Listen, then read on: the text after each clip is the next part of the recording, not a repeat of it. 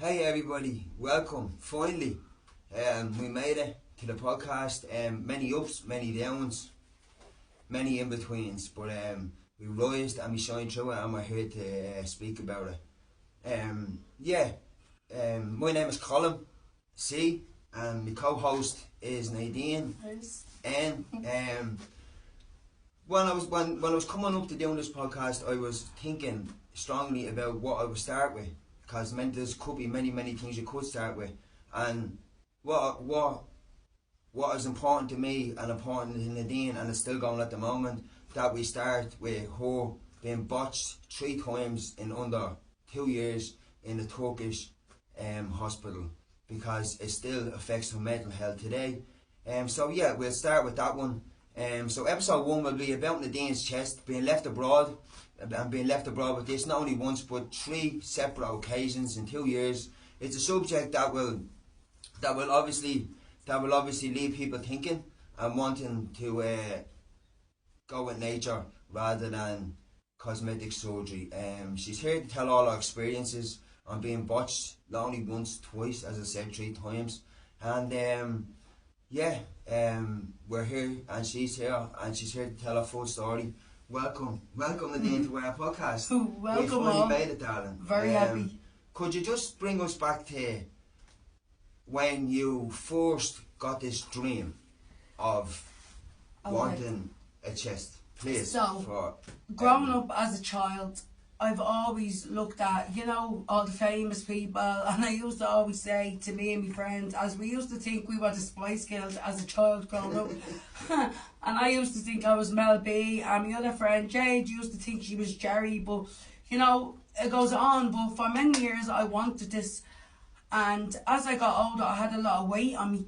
I used to suffer with weight from, I was an anorexia when I was a child. Then I put on an awful lot of weight, lost it again.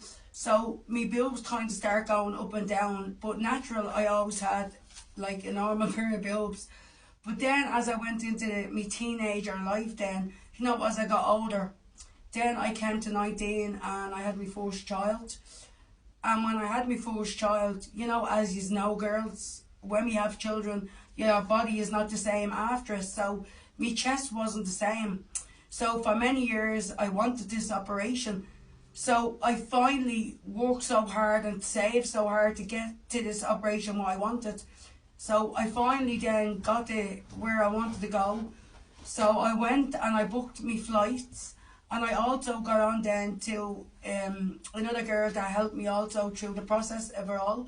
She was amazing, helped me through it all. But the reason why I'm here today is Egamed Hospital in Kusadasi left me traumatised. From the time I went in, I did all my background checks, but the red flags started coming when she came to do me bloods, and she had no gloves on her, and I could smell smoke, and I was like, why are you doing someone's blood? Sorry for interrupting you, Nadine. Was this the first time you went over? This was the very first time. I just bring us back to the first time. What was your dream? And your dream was to get your chest done. So what was your, when you were, before you were going on that flight, how did you feel? Did you feel excited? I felt over the moon. I felt like my old dreams was all that are coming in one, but the reality is it's.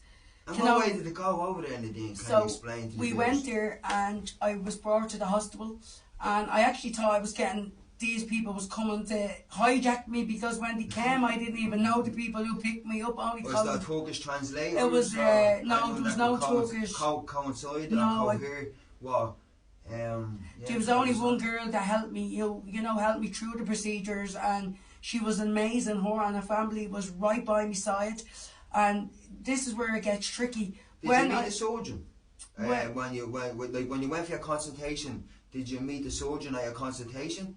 No, this is the reality tricky part about it. So where did you meet the surgeon? The surgeon only comes into you 5 minutes before you go down to have your operation. So I was in this hospital from the night before. They came and took bloods and all to make sure you're okay. That was grand. And then the next morning I was told you're going to surgery, but I was like to Colin, with the red flags coming around, to be honest, I was going to pull over, and I should have went with my instincts, because my instincts was telling me no. He came 5 minutes before that, and I was telling him I wanted this size, and he was like no, and I was like, If that was the case, I would rather go to Marks and Spencer's and buy a bra and not even have to go through all this. Right. But So Jordan, the consultation, you had to sign forms, Nadine, yeah? yeah. Them forms are obviously for your safety and their safety of the hospital. Like, yeah, have you any, like, is there anything in them forms that alarmed you? Is there anything in them forms that they didn't do correctly? Yeah, the surgeon himself was just a disgrace. You know, from the time he came in. How did you feel when you come up after? Like when you come up after your surgery and you were revealed, me looking back, you looked quite confident, because the surgeon who was saying, the surgeon's assistant said that once the swelling goes down, that all are good. So you accepted it as all went well. Yeah, I was delighted. I was over the moon, like anybody would be, because I swelled. And then the reality What of was this. What was the recovery process, if you don't mind me asking? The recovery process. Like, what did you do at home to recover? I had to go home then, and I had to basically, as you all know, I was in personal training for many years for my mental health, as I'm a survivor of mental health. You know, and my mental health is suffering so bad. You know, when I look in the mirror every day, no one sees the pain or no one sees what I go through. But the recovery part was that I had to come back, and I basically had to stay out my gym for 5 months. But it didn't end that way. You know, I ended up out of my gym for a whole year because of all the different things I went through on this horrible. So the recovery went, you done exactly what they asked, and does exactly what by the book. So what happened, Nadine? What happened that actually made this go wrong? Can you bring us back to that exact moment, please? Oh, I can. I woke up one morning in bed, and I turned around and I called for my ma. And next of all, I lifted up my left boob, and it was all water. The stitch was after leaving a stitch in the inside of where you get stitched from the boob job, you know, and they left that in me, and with that the boob busted. So then I had to get back onto the girl. She was amazing, you know, she was always there, still is always there to help and support me. It's not the girl's fault, it's the surgeon's fault that brought me down and did the job. You know, I've so much respect for the girl that had to What's take... this surgeon's name, by the way? King of Boobs? His name should be called Disgraceful King of Boobs. You know, there's many women out there reaching out. So you got your first breast enlargement on the 7th of the 12th, 2022, Nadine. Yeah. And then you done your recovery. You went through your recovery, and then all of a sudden, when you were recovered, you realised that they done it stitched the wrong way. So then I had to go back with the right. What happened in Ireland? Did you go to any Irish hospital? No Irish hospitals will ever take you, no matter what the Turkish people or the Turkish hospitals will tell you, or the Turkish surgeons. I went to, you know, the Mater Hospital private, and they told me, you need to book a flight and get yourself back to Turkey SAP, because we can't touch you. Anybody that goes, you know, to Turkey for teeth or boobs, if you got anything done away, they cannot pick up their, you know, mistakes of what they're after doing. So unfortunately, I had to go then and book more flights, bring myself back to this hospital again. Then I had to book a hotel also, that I ended up in the Turkish hospital for a full week. That also the hotel went to waste because I was kept in the hospital. You know, this journey is a heartbreaking journey, but I try to be strong. But it's so damaging to me every time I have to go and put on my bikinis, or I'm trying clothes on, because I wanted an uplift and they damaged me mentally inside and outside. You know, but I'm here to advise other women to always do and never do this, because look at me as an example today from, you know, the mistakes. I look back on facts here, yeah, as I read out the one earlier on. You had third surgery, and from the same surgeon, I believe, am I right, correct? Very right. Was on the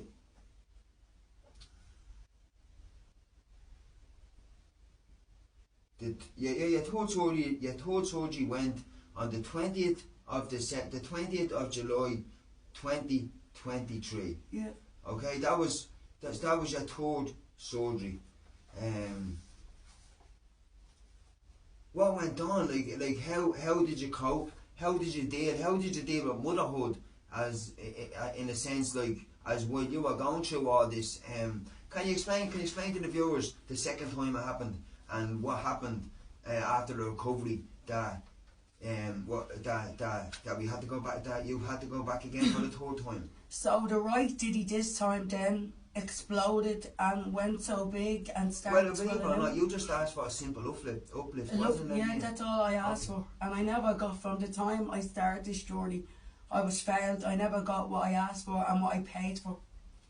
You know, and it's a heartbreaking. So they brought me back then, and they did a job on the right diddy. What kind of hospital brings you back and gives you an operation on one boob and leaves the other boob? You know, this is the reality of the heartbreaking. As a mother, I had to wipe my tears every day, get up in the height of pain, you know, heal from this horrible operation. But as you know, I have 2 kids with autism, you know, and it's hard. I have 3 kids, but I have 2 with autism. And I had to get up every day and deal with my own mental health, why having to look after my beautiful kids and protect them while I was going through the most horrible, heartbreaking journey in my life. By looking in your eyes, still today, you're going through it. Motherhood must have been tough. Personal training took away even tougher. That's your mental health. Let's say you get our jail free card, if you like. Yeah. You know, and your children are your life.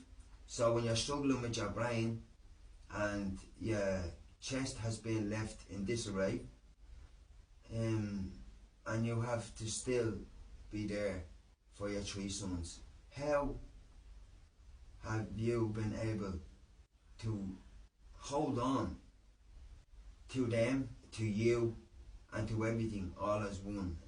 There's something in life I always say, a mother's touch is something a man can only dream about, you know, and sometimes dreams come true, people, and so you can check that one after this, you know. So there's something in mother's touch that a man can only dream about, and I congratulate her on it. I congratulate you on just being amazing. But just how did you get through them dark times in your mind? And if you could bring the viewers back to the moment of the second time, what happened to your chest that you knew you had to go back over the third time? I woke up one morning and I couldn't breathe, and my chest expanded to a huge size, and my mum said get to the hospital straight away, as I'm an only child. And my mum got very, very worried about me, you know, so I got up and I went to the hospital, and the hospital again told me, we can't deal with you, you need to go back to Turkey because they're the ones that's after doing this to you. You know, I still can't feel my right diddy, you know, I can't feel nothing. You know, they rallied my body inside and out, and it's just downgrading to see, as a young mother of 3, that what she had to go through with having boys with autism, you know, and going through this heartbreaking journey. But, you know, as I will always say, and I'll say it to the viewers out there, always reality, you know, versus Instagram. You never go down Instagram and think, okay, we're going to scroll, oh, her boobs are perfect. It's not the case. You know, people ask me every day, and how do I do it? Strength, you know, and getting up every day and wanting to be the better person and not wanting to be in that dark place in your mind. Never let your head rob you of your dreams, no matter what. If you're down, you know, my boobs kill me every day inside, but I get up and I smile. Water? Didn't they just bust full of water? They bust, the implant What's busted. the second time? Explain. The implant busted and the water came out of everywhere, you know, and as they told me I could have got an infection, and that infection could have killed me from the bloodstream. And I still today, because I suffer with my heart and, you know, with fluid going up and down my body, they told me this fluid from this implant in my breast could have actually went through my body and I could have dropped dead, and then my children would have been left without a mother. I've seen so many heartbreaking stories, and I've seen so many people reaching out to me about being left in the situation as me, you know, and I just hope by bringing this podcast out today that I can bring awareness to the young people. There's so many young people going out there today, and they're coming onto Instagram, Facebook and TikTok and thinking, oh, it's okay, her titties are gorgeous. No, people, and let me tell you this to the younger people around growing up today, this is not the case of living. Take this from a mother of 35 years of age. I'm trying to bring awareness. I do not want to see another woman, or another lady, a young girl go through this, because it's damaging. Here I am today, I put a smile on, but really I'm damaged from mentally. I believe you're seeing a counsellor. I'm also seeing a counsellor, every week to How's speak. that helping you, Nadine? The counsellor is so good, and if there is anybody out there going through the same, thing as me, reach out to a counsellor. Reach out, speak out on live videos. Bring us awareness to it. Do not hold back and let your head tell you different. I believe I'm here to bring awareness and to help other women on this journey, because it's damaging. A girl got a tummy tuck over there, and it's heartbreaking the way she's after being failed. I've so many women reaching out to me, and that's why I'm here today on this podcast, to bring awareness, to try and stop the young people going and letting this happen to their body. I'm a mother of three. I 3 sections. I understand the pain. But young women, and teenagers growing up that don't have kids, they don't understand the pain. And I've seen so many videos, with the way, as me, I took around Kilsadassie town with drains hanging out of me. That's the way I was left, coming out of a hospital with drains. And so many other people who was on this journey and as after being failed was left with drains. This is downgrading to the women, and the way our bodies feel. But because I have children, I feel and I understand. How do you think your children were affected by it, Nadine? It was heartbreaking, because my kids used to keep coming in. Could you not do like things that you could normally do? I couldn't be the superwoman mammy that I wanted to be on a daily basis. Even though my ma and Colin was there to help and support me. What things couldn't you do? I couldn't get up and dress my kids. I couldn't lie beside my child, because the way he moves and kicks his legs in the bed, that he could have hurted me or damaged me. I'm had to be mentally drained. So basically, what you're saying there, you were left kind of, you're not paralysed, but you were left in a kind of paralysed situation with your children. Yeah. And as you say, thank God you have your mother there to help you. And because you're not allowed to lift your hands up over, so I wasn't allowed to dress them, I wasn't allowed to bend down, and Jefferson was only small at the time too, so I wasn't even allowed to lift him. And as you know, with Jefferson having autism, he's always mammy, mammy, mammy, and likes to touch me because it's all sensory. It comes with the journey, but this was damaging to know I couldn't actually lift my kids and help and be superwoman that I am on a daily basis. I grew up and usually start my routine at 5 in the morning and go all day. I could be running on no sleep, but I had to sit and watch Colin and my ma help and support me why I couldn't do it. And it's breaking me, like even still to the day. I was in the gym the other day and I got this pain here, and it's the same thing coming from, the pain of this chest leading down. And these people in this hospital, I just want to say it, if you're watching, to the king of boobs, your hospital should be took down, and you should be held for all what you're after doing to me and all the women on this journey. Through mentally, life is not all about money. 5 grand is nothing when a woman is damagedly, mentally drained from the pain that she's to look, when she's going on holidays and when she wears a bikini and she's looking in the mirror every day, but she's damaged from the king of boobs surgeon in Turkey from Egemed Hospital is a holy disgrace. So your third operation was in 2023, and here we are at the start, in the middle of January in 2025. What way is your mental state now, and what way do you battle this in your mind in order to get up and go on with your daily routine? I basically put it behind, but really on the top of my shoulders, it's breaking me inside every day. But as to me, I'm strong, just like my mother. I have to get up and basically put a smile on and go to the gym. And I shouldn't have to buy an extra small in a bra top after having a boob job. I should be buying a 36E, in a bra. If I wanted that, I could have went to Marks and Spencer's and bought a bra instead of separately being damaged. But just the awareness out there to any young people, stay away from operations. What would you tell them, Nadine, if there was one thing that you, out of all these 3 experiences in a row, just under 2 years, botched,